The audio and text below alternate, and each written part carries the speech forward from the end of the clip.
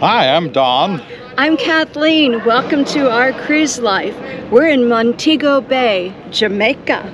And right behind us is that beautiful carnival ship, the Venezia. Carnival Venezia. The Venezia. Venezia. Would you like a tour? I would. All right, let's do this.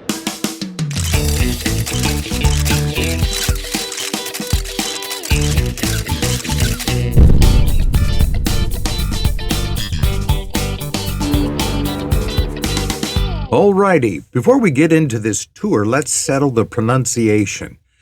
This former Costa ship is named after the Italian city of Venice. But how do you pronounce the name of the ship?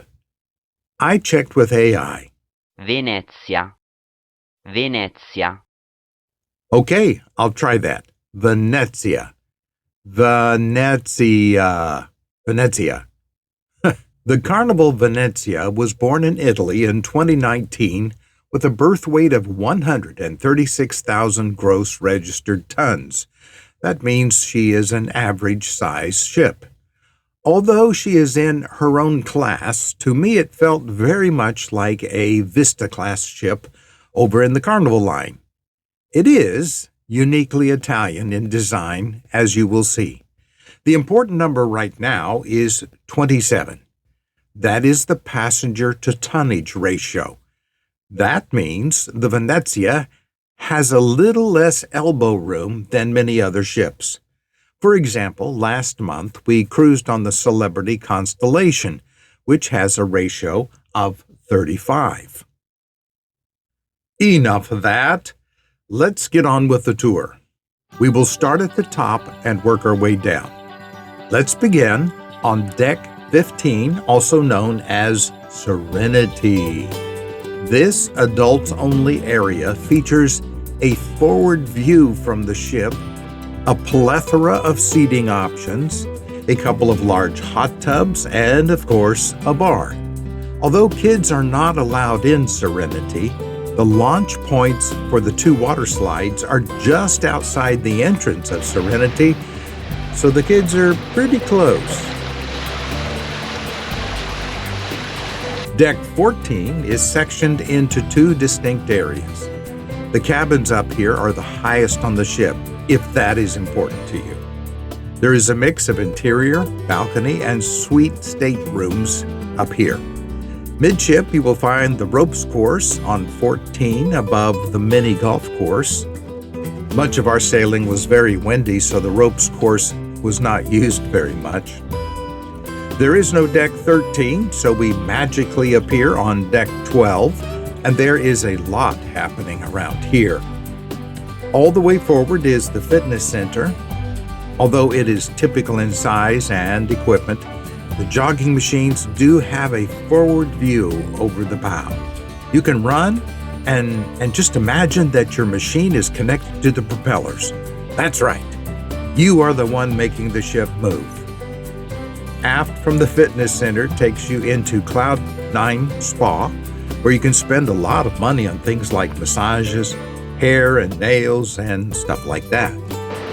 Moving aft through the spa cabins will take you outside and around Carnival Waterworks. This area is mostly filled with the two water slides coming down from deck 15. However, there is also a small water recreation area here for the younger kids. There's a storm blowing in. Continue aft, still on deck 12, will put you on the jogging track. The jogging track will become a mezzanine around the main pool below, so keep jogging aft to the mini golf course. It's basic putt-putt, but certainly fun. There's even more fun just inside in the warehouse, which is the ship's arcade. Of course, there is an upcharge to play the games, which is probably why it is empty most of the time. The jogging track continues aft. Now take a look around because the view here is stunning. We are at the back of the ship now, so we will tour deck 11 from back here.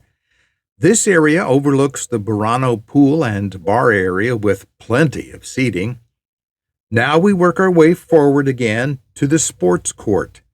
While this venue is used for pickleball on many other ships these days, here it is still used primarily for basketball. Moving forward, we'll take you around Camp Ocean and Dr. Seuss Bookville, parts of the youth program. Then outside again and into an area that is unique to this particular Carnival ship. While this area would be in full sun on most ships, here there is plenty of shaded areas for relaxation. This pergola area even has its own bar. On the starboard side, you will find ping pong tables, a giant Chinese checkers game, bocce ball, and stuff like that. This area is a wonderful way to be around the pool without being out in the sun. So, without further ado, let's descend to the pool on the Lido deck. It seemed a little smaller than on other ships, but there are a lot of other features in this area to keep you from noticing a small pool. The entire area is under a retractable roof, which was open for our entire cruise because we enjoyed great weather. Like the deck above, there are plenty of comfortable and shady places to sit. There are a movie screen and a stage area at the forward end and 2 eateries at the other end. They do play movies up here at night, by the way. Tomadoros on the port side is the ship's version of Blue Iguana Cantina, found on other Carnival ships, while the starboard side features Guy's Burger Joint, just like other Carnival ships. Java Blue Cafe is also here, offering barista-style coffee for an upcharge. There is yet another bar, of course. Are you hungry yet? The ship's buffet, called Lido Marketplace, is next on Deck 10. This place is big, but most of the space is the kitchen, while the buffet lines and the seating wraps around the exterior of the kitchen. We found the food very good most of the time, and many of the menu items are the same as what is served in the dining room in the evenings. My only complaint about the Lido Marketplace is that the aisles are narrow, which makes them crowded at peak times. Likewise, in and around the buffet are the only places on the ship where you can get a drink of water or juice or coffee without paying extra. It would be nice to be able to get a cup of coffee on a lower deck. We are not done with the Lido deck yet. Continue aft through the buffet and into the Burano pool and bar. This is a very popular hangout on the rear of the ship, featuring not only a small pool, but 2 hot tubs. There are also 2 more eateries out here. Pizzeria del Capitano is here, serving up free hot and tasty pizza till late at night. On the other side is the Seafood Shack. We appreciate how the Seafood Shack served up custom omelets in the morning and Asian food for lunch. Of course, seafood is the main attraction here, and although there is an upcharge, the offerings are delicious. And that's it for Deck 10. Decks 9 through 6 are all cabins, so this is a good time to give you a quick tour of our cabin. We opted for an inside cabin on Deck 7 to save a little money and to experience an inside cabin. It was so small, there was not room for even a chair. But you decide for yourself. This is our room 7324. Come on in. This is our inside room. When you first walk in, you have 3 hooks, closet, good size closet, storage here, safe. Across from the closet is the bathroom. Bathroom has in the shower gel shampoo combination. I like the glass. You have a nice mirror here. One side is magnified. 6 shelves, 3 and 3. Lighted mirror. When you come out, You have a desk, and in the desk is your hair dryer, USB port, regular outlets. Oh, by the way, you do have a full-size mirror in here. On this side is your TV. Good placement, more storage, your mini fridge. Turn-down service is once a day. Of course, there is a plethora of cabin types and prices. Here's a little musical montage.